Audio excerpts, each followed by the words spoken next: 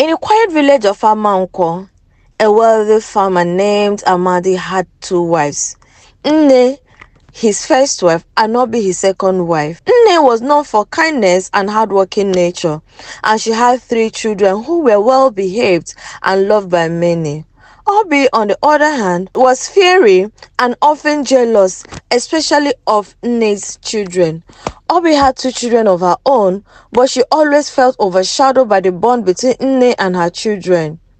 Over time, jealousy consumed her heart and she began plotting ways to bring Nne down. One night, as everyone slept, Obi made a dangerous decision. She crept into the kitchen where this family pot of soup was kept and added poison to it. It was simple.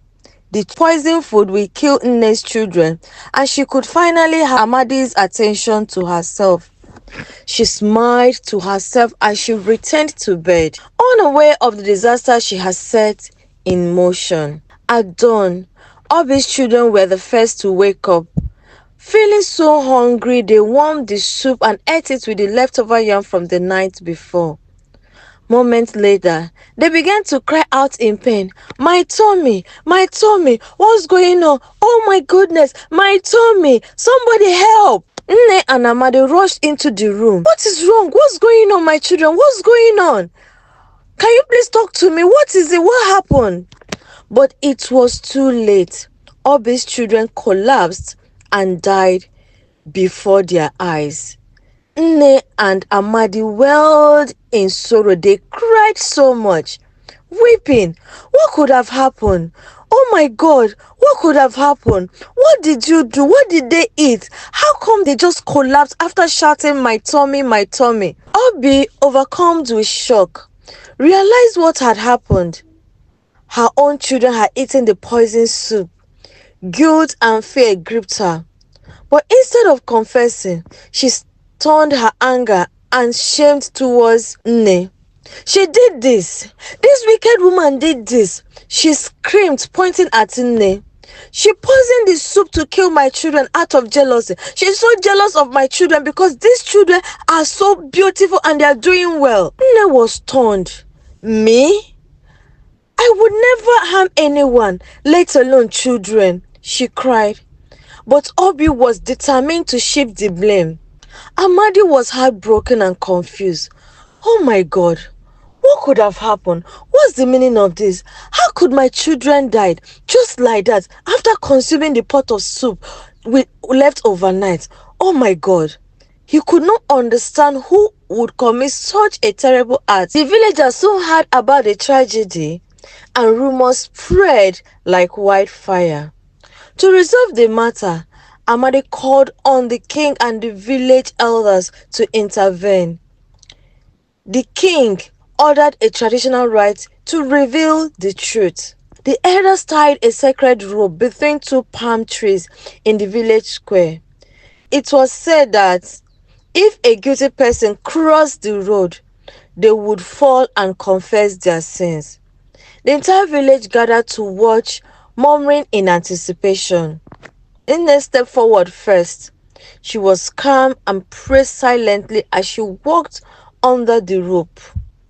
Nothing happened. Obi hesitated, but the elders insisted. If you're innocent, you have nothing to fear, they said.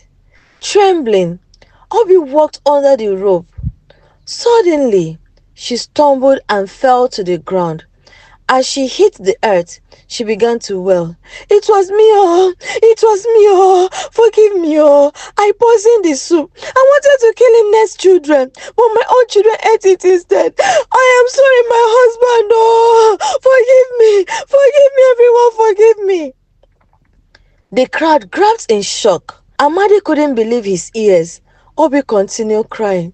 Jealousy blinded me. Jealousy made me do this, oh. I didn't think it would turn out this way, oh. Everybody forgive me. My husband, I'm so sorry. Nne, forgive me, Biko, no. I am so sorry. The king and the elders were deeply disappointed. The king declared that Obi must leave the village as punishment for her wickedness. Amadi, though heartbroken, agreed. Before leaving, Obi knelt before Nne, begging for forgiveness. Nne, so hurt, forgave her. She said, "Your jealousy has caused so much pain, but I will not let bitterness take root in my heart. I forgive you."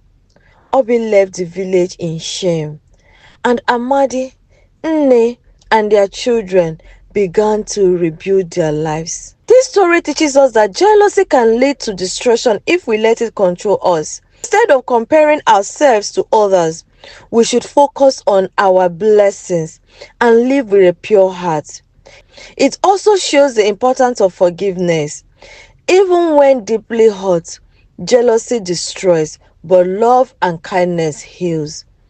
Thank you so much for staying with me. I hope you enjoyed this story and you learned a lesson. Please kindly drop your lessons learned in the comment section.